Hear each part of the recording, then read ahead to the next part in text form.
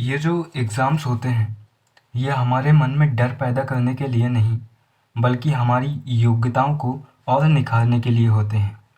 नमस्कार, मैं हूँ विकास टेकरे और आप सभी का स्वागत है द हिस्ट्री यूट्यूब चैनल में।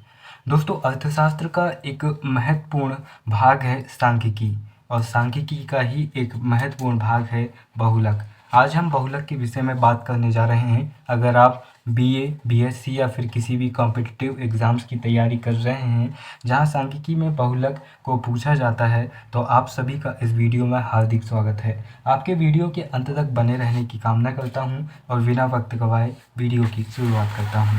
दोस्तों, यह रहा बहुलक। बहुलक जिसके विषय में कहा जाता है, जो बार बार आता है, जो पदमूल बार बार आता है, उसे बहुलक कहते हैं। बहुलक का ही दूसरा नाम है भूयष्टिक। कई बार पेपर में कन्फ्यूज़न करता है कि भूयष्टिक समझाइए। भूयष्टिक को ही बहुलक कहते हैं और अंग्रेजी में इसे मोड कहते हैं।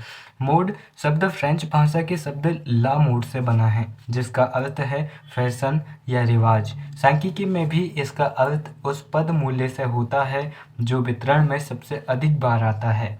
उदाहरण के लिए, यदि कहा जाए कि एक कक्षा के विद्यार्थियों का बहुलक भार 40 किलोग्राम है, तो इसका अर्थ है कि अधिकांश विद्यार्थियों का भार 40 किलोग्राम है। दोस्तों, इस वीडियो में हम बहुलक की परिभाषा, उसके अर्थ और उसके साथ ही उसके गुणदोष के बारे में बात करने जा रहे हैं, क्योंकि यह प्रश्न 11th-12th से लेकर एमए तक हर तरफ पूछा जाता है, बहुलक और उसके गुणदोष। साथ ही इसके सवाल भी आते हैं, लेकिन अगर आपसे सवाल नहीं बनते तो आप इस थ्योरी वाले प्रश्न को काफ़ी अच्छे से तैयार कर सकते हैं। आइए दोस्तों, देखते हैं बहुलक के गुण। बहुलक एक ऐसा विषय होता है जिसे समझना और ज्ञात करना बहुत आसान होता है। यह अन्य विधियों की तुलना में थोड़ा सरल होता है और दैनिक जीवन में इसका बहुत अधिक बार उपयोग व प्रयोग किया जाता है। बहुलक पर श्रेणी के चरम मूल्यों व सीमांत इकाइयों का कोई भी प्रभाव नहीं पड़ता है। क्या है? बहुलक पर श्रेणी के चरम मूल्यों व सीमांत इकाइयों का कोई भी प्रभाव नहीं पड़ता है। बहुलक का मूल्य बिंदु रेखा चित्र बनाकर भी ज्ञात किया जा सकता है। यह इसका एक विशेष गुण है कि बहुलक का मूल्य बिंदु रेखा चित्र बनाकर भी ज्ञात किया जा सकता है। बहुलक श्रेणी का सर्वोत्तम प्रतिनिधित्व करने वाला मूल्य होता है। बहुलक क्या होता है? श्रेणी का सर्वोत्तम प्रतिनिधित्व करने वाला मूल्य होता है। यह रहे इसके गुण और यह बहुत महत्वपूर्ण है, तो आप इसे याद कर सकते हैं। अब देखते हैं बहुलक के दोष। दोस्तों, ये रहे बहुलक के दोष। बहुलक एक अनिश्चित व अस्पष्ट माध्य है।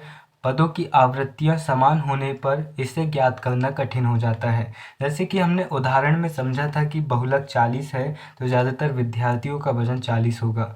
लेकिन अगर 40 और 60 दो चीज़ें, दो माध्य मतलब दो पद बार बार आएँ और समान रूप में आएँ, तो इसमें कन्फ्यूज़न हो जाएगी कि 40 और 60 में से बहुलक कौन है। इस तरह से बहुलक कई बार कन्फ्यूजन पैदा करता है। दूसरा बिंदु है, बहुलक सभी पदों पर आधारित न होने के कारण इसकी बीजगणितीय विवेचना संभव नहीं है। बहुलक सीमांत मूल्यों को महत्व नहीं देता है, अतः जब सीमांत मूल्यों को महत्व देना हो तो यह उपयोग में नहीं आता है। क्या नहीं आता है? उपयोग में नहीं आता है, क्योंकि यह सीमांत मूल्यों को महत्व नहीं देता है। चौथा बिंदु है, पदों की संख्या से बहुलक का गुणा करने पर शुद्ध योग ज्ञात नहीं होता है, जैसा कि अंकगणितीय माध्य में होता है। यह अंकगणितीय माध्य या फिर बीजगणितीय माध्य दोनों से बिल्कुल अलग है, इसलिए इन दोनों में बहुलक को समझना बहुत कठिन पड़ता है। बहुलक कभी कभी अनिश्चित और अस्थिर प्रकृति का होता है और वर्ग के विस्तार में परिवर्तन हो जाने के कारण यह प्रभावित हो जाता है। क्या है? बहुलक कभी कभी अनिश्चित और अस्थिर प्रकृति का होता है और वर्ग के विस्तार में परिवर्तन हो जाने पर यह प्रभावित हो जाता है। दोस्तों, तो यह थे बहुलक के गुण और दोष। आप एक बार और आप बुक में देख सकते हैं।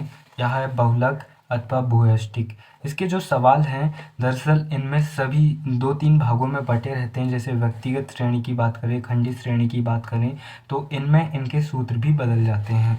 तो आप इनके सवाल भी देख सकते हैं। सवाल जो है उन्हें करने के लिए थोड़ी प्रैक्टिस की ज़रूरत होती है, इसलिए अगर आपसे सवाल ना बने तो आप थ्योरेटिकल प्रश्नों को कर सकते हैं। दोस्तों, तो यहाँ पर समाप्त होता है हमारा बहुलक के गुण और दोष वाला अध्याय। वीडियो को लाइक कीजिए, चैनल को सब्सक्राइब कीजिए और इसे ज़्यादा से ज़्यादा लोगों के साथ शेयर कीजिए ताकि सभी स्टूडेंट्स की मदद हो सके। वीडियो के अंत में बस इतना ही कहना चाहूँगा, भारतीय संविधान के पिता कहे जाने वाले डॉक्टर भीमराव अंबेडकर कहते हैं, जीवन लंबा नहीं, महान होना चाहिए। जय हिंद।